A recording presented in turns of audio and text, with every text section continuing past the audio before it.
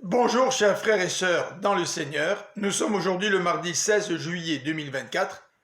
Voici le texte pour cette pensée biblique quotidienne, Jérémie chapitre 33. En voici le titre, une restauration merveilleuse. Jérémie, enfermé, reçoit une seconde fois la parole de Dieu.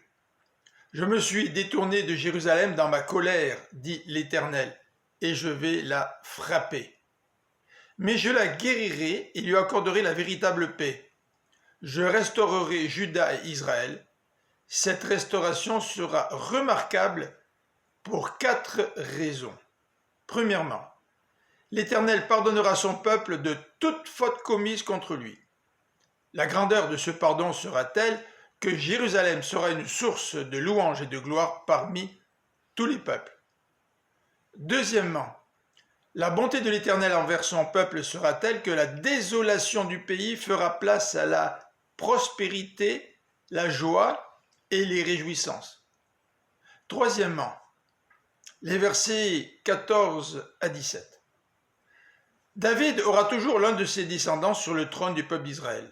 Il sera un germe juste qui exercera le droit et la justice. Il sera notre justice, dit le verset 16.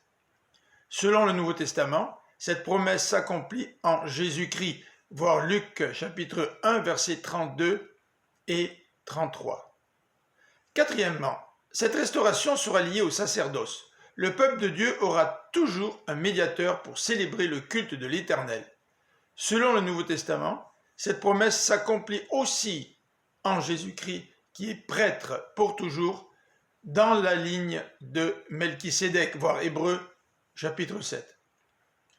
En restaurant son peuple, l'Éternel fera preuve de compassion, comme il nous démontre aujourd'hui son amour merveilleux par le salut qu'il nous accorde en Jésus-Christ.